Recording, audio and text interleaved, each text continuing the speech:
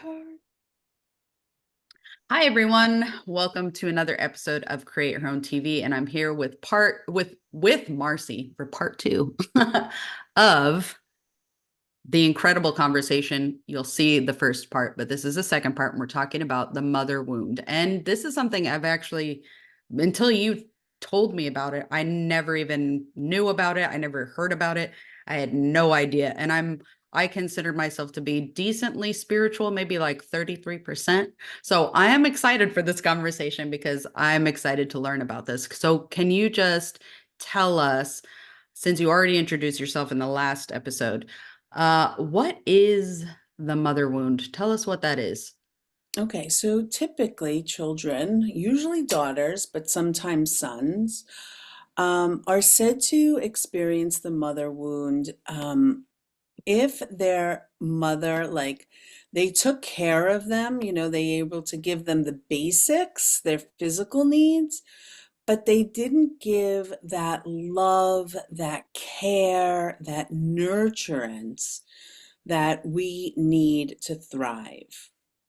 So again, the mother wound, like if the mother didn't give empathy or the ability to like, excuse me, hold space if the child was having these big emotions Mm. and the mother was just like, go to your room, like I can't handle this, and just completely dismissing the emotions. Hmm. Yeah. And again, those negative emotions especially were really hard for the mother to handle. Because I even read something, it's like for a child, especially the infant, it's like there is no me, it's the mother and the child. The child sees them as one. Yeah. Yeah. So, you know, it if it's not in full nurturance, and of course, like, the mother isn't perfect all the time or patient all the time or able all the time, but most of the time to be able to, mirror the child's emotions, help them label them, help them manage them, help them express them. The mother wound shows up if the mother was extra critical. So, Okay, so yeah, the opposite. So the not as much emotional investment or very like hypercritical about everything. yeah, Mm. yeah, hypercritical. Um, a mother wound also shows up when the mother needs the child support with their own physical or emotional needs. So the Mm. child then comes in to be the mother.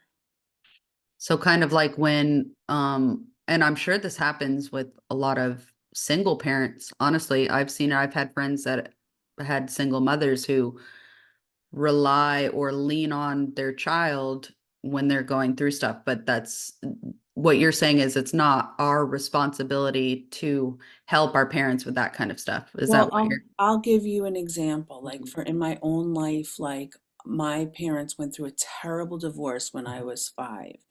And I have vivid memories of my mom, like emotionally, crying and not holding, and I would have to get her the tissues and I'd be like, "Are you okay, Mhm. mom?" You know what I mean? But yes, I mean, listen, if there is a single mother and they're busy with their own interests, you can be a working mom, a working single mom without instilling the mother wound.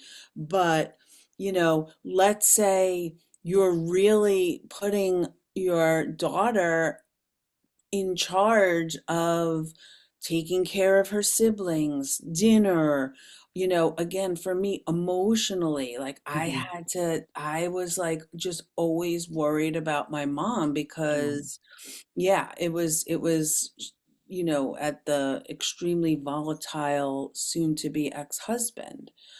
Um, and again, when this mother wound can show up, like if the mother, let's say, had suffered her own emotional or physical abuse or was raised by an alcoholic, like Mhm. she's undergoing what she had and was Right. doing the best she could, and she's not able to offer that love and nurturance, it's probably to herself or her children. Right? And again, the mother wound does always show up when there's an untreated mental health condition or there's alcoholism or a drug addiction. Interesting. So, yeah, because again, you're living in that dysfunction. You know, Right. you've got Right. a dysfunctional person who's self-medicating and is not able to. I always say this is like my ability to be a mother is the ability to which I can have curiosity and compassion and love and patience for myself. And as I do that, I'm able to have that and give that to my children. Right. That's the hard part. Right. And I would encourage anyone listening to this to have curiosity and compassion Hmm. because we're in this age now like where we're conscious. Everyone listening to this is going to be conscious and have some degree of awareness. And what I will say is you can be sad and angry and disappointed and feel resentment, and know that your mother did the best she could. Right. And that was where I felt like a lot of resistance was because I was like, well, my mother loves me. She is so sweet. She's so, you know, demonstrative and affectionate and loving and does the best. But I had stuff Yeah. and I had to clean it up within myself. Like, this isn't my job to take care of her in that way. I can support That's her. powerful. That's so powerful. Yeah, I can support her as adults, Mhm. but I don't have to come from that wounding. I don't have to come from that little girl that needed, to do that in order, to survive. That was really what was happening as a 5-year-old. But Oh, yeah, it's an interesting phenomenon to take a look at for sure. I think a lot of people don't realize that those two things can be true at the same time, that your parent did the best that they could, but they also did some damage as well. Like Right, I think a lot of us think it's either or. And right. this generation, especially our generation, is waking up to that more than any other generation before us. So it's a super important thing to actually look into. Because when you told me about this, I started looking into it and I was like, wow, it's just so it's probably a lot more common than we think it is. Yeah. And the key ultimately in the healing is like whatever she did or didn't do, it had nothing to do with us. She was just living out from her Right. level of consciousness, her ability, it's like, and the beautiful thing is, I'm so close with my mom. I said, like, listen, this is how it was for me, and this is what's coming up for me. And she's like, wow, I'm so sorry. And the ability to apologize and be Yeah. like, and then, we have the conversation.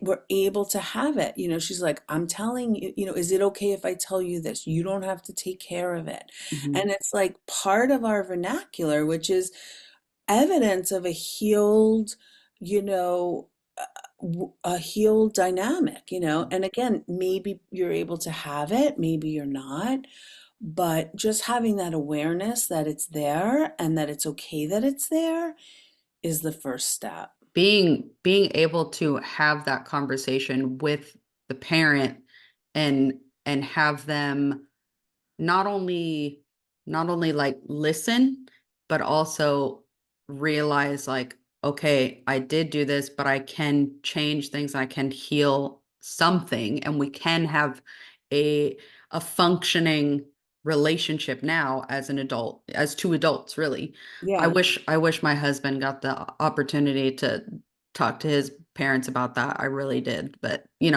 like as you Well, said, some people don't get that yeah. chance.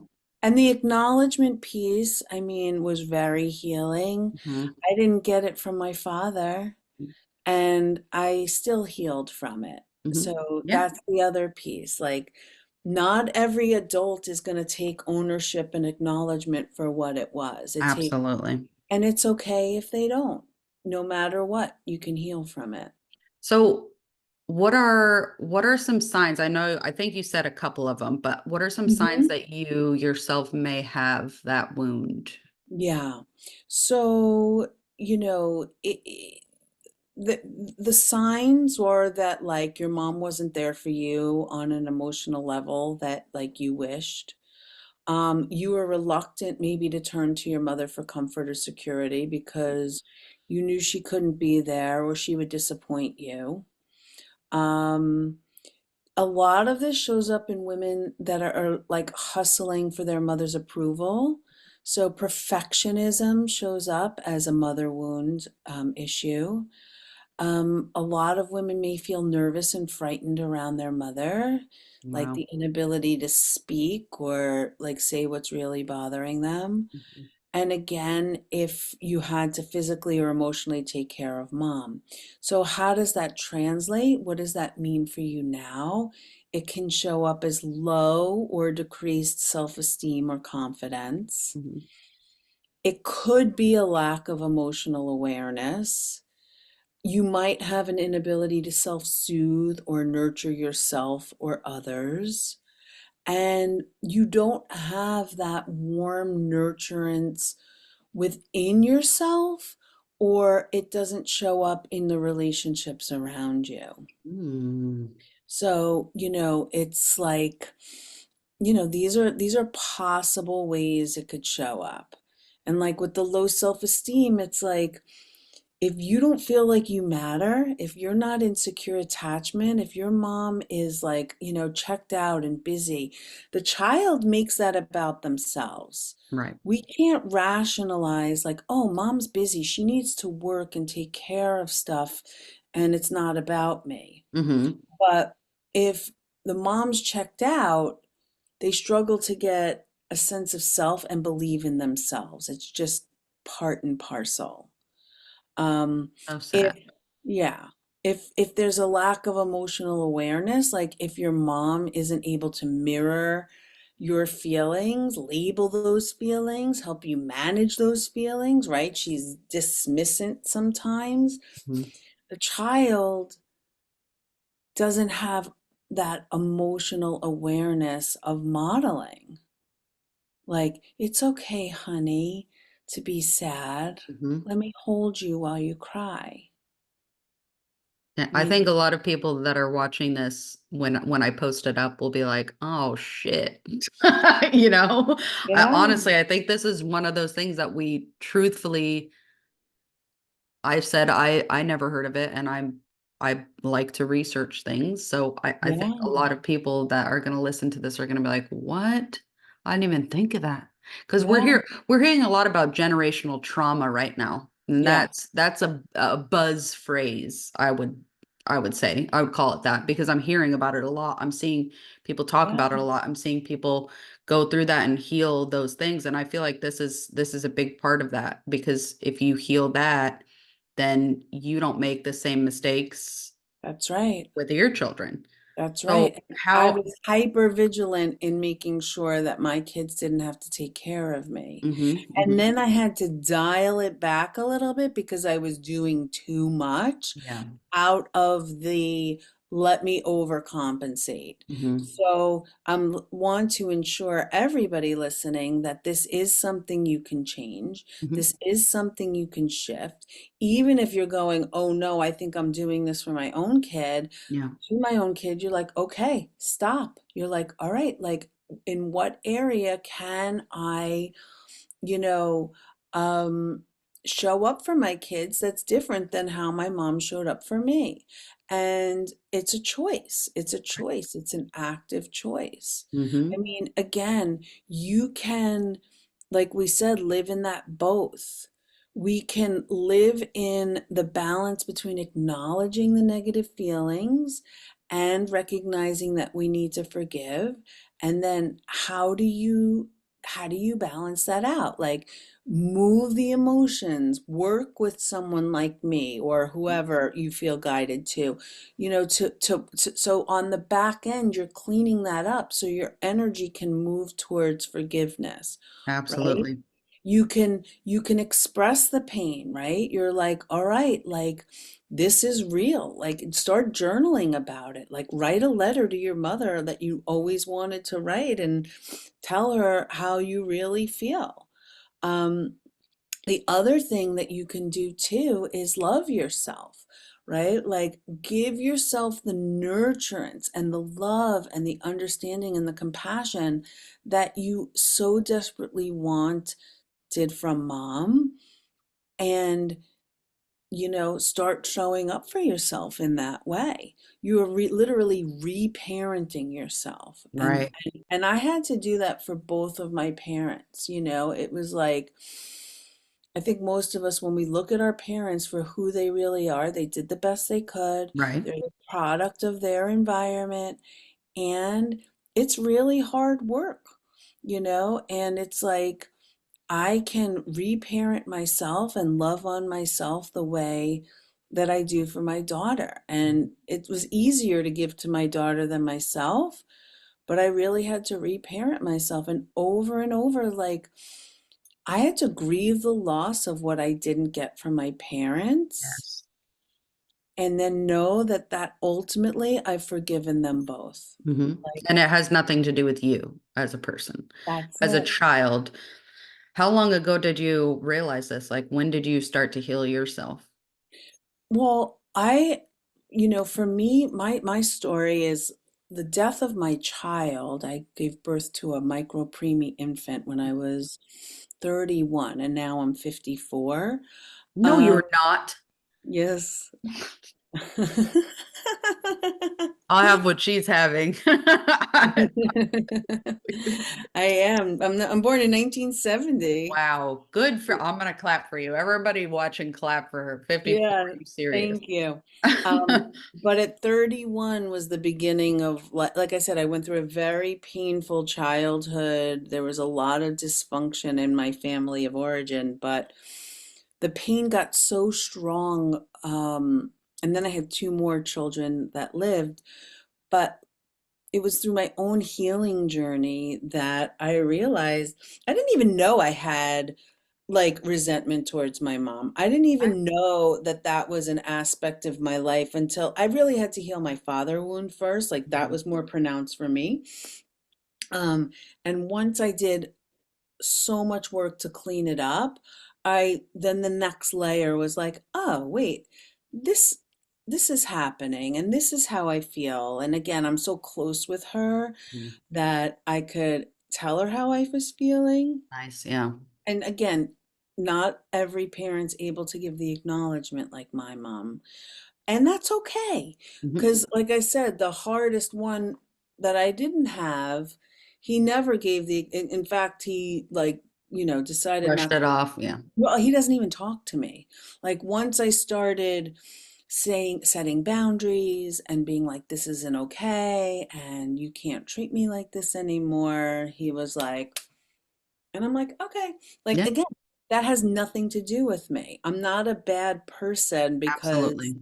I am standing up for myself and not being, abused anymore. Absolutely. He's a narcissist, so that's like and again, the word is like Yeah. overused, but truly, that's the definition of a narcissist. When you don't do what they want or like, Mhm. then they discard you. And Yep, that's we've got two of those in my husband's family. That's where we're currently dealing with that. So it's I know exactly. I mean, not from a it was my parent perspective, but my in-laws. So, I've got and I've been with him for 20 years. So it's basically, right, your family. that's my Yeah, family. So it yeah. is, and I think a lot of people don't realize that the people that are like that, the people that don't respect your boundaries and don't, um,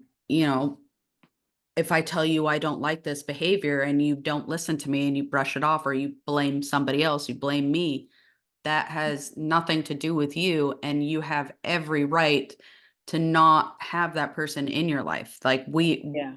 there's so many of us that are like, well, they're my parents. I have to mend it. They're my parents, but Yeah. blood doesn't mean anything if they're not willing to meet you where you want to be met. Like you have to put yourself first. That's at the end of the day, you have to. Absolutely. And when we evolve, when we grow, when we raise our consciousness, when we start to set and enforce boundaries, we lose people. Yep.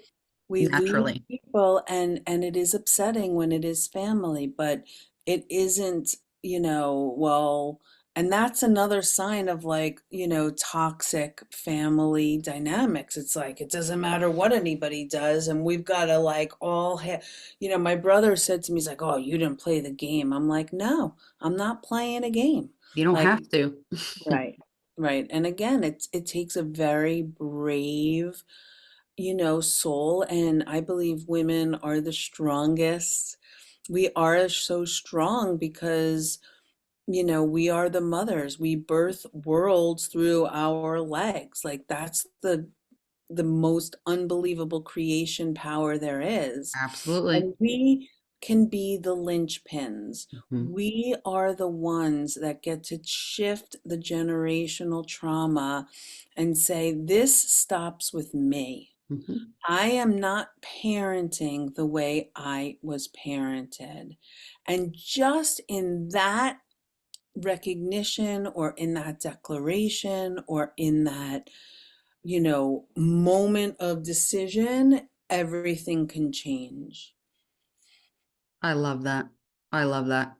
Do you have any advice for people that are realizing like I need to make a change. I need to heal this. What worked for you? What suggestions you have? Besides, I love the letter idea. I think that's a great idea, right? Even if you don't send it, writing it out. Yeah, don't even send it. Yeah. I have I have notes in my phone where I wrote letters to each of my husband's parents. Yeah. I'll I, never send it. Maybe right. I'll And post it one day for fun. Let's it stir is some all shit up. it is also something therapeutic to writing it pen to paper. Yes. You could then burn it. Yeah. I Um, love that. Yeah. I do something also called the anger meditation, where it's like I get in my car and I turn up the music and I'm Mm, like, like really cursing and like love that.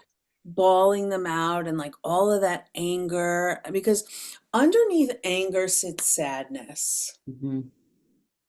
And underneath sadness sits the anger. It's like they both are covers for each other. And if you can access the anger, and very often when I've let out my anger towards my mother or Mhm. father or whoever, then the tears come, Mhm. the release comes, and then the space comes. Um, I would also suggest if you start journaling about it. So if just start noticing, like, wow, I listened to this thing today about the mother wound. I'm going to start to be curious Mhm. and compassionate about how this shows up in how I feel, don't feel nurtured. I'm Mhm. not able to nurture, how it's showing up. Notice the similarities. Like I just got off a call with a woman that's she is going to coach with me now. Mhm. Her money wound shows up in her mother wound. That's a whole nother episode of Money Wound. We should talk about that too. We've Yeah. all got those. Yeah. And again, so she's like, there was just so much lack consciousness that came from my mother, Mm, and it's affecting my pocketbook. So yeah. we had that whole conversation.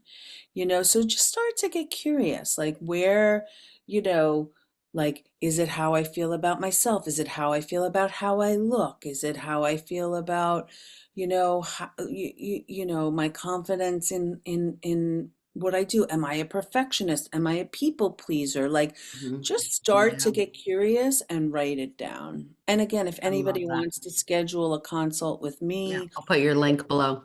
Yeah, they heard this and they're like, okay, like you got my attention. How can you support me? Like this is, this is the work I do. And But listen to her voice, guys, like meditation oh, voice right there. I think I already told you that on one of your other videos. I yeah. was like, you need to just like relax when I hear your voice. Just so Yeah. relaxed. Oh, Oh, I love this conversation. I'm so glad we got to have it. And I definitely will have you on again for another episode, I think. I mean, I think yeah. we've got hours worth of content we could talk about. I'd But love to. Thank I'm you. going to link again below where people can find you. And I really, really appreciate this conversation. I hope that it has helped at least one person. I'm sure it will help more. Oh, yeah. Well, again, you can until you see it, you don't know. Right. And once you see it, you can't unsee it. Yes. And the universe is always showing you the very next steps to take in becoming your most aligned person. And every mother wants to be the best mother she can be. And it starts with this. That is so true. Thank you so much. And make some meditations, okay? Okay. I am in my group program, I am. Yes.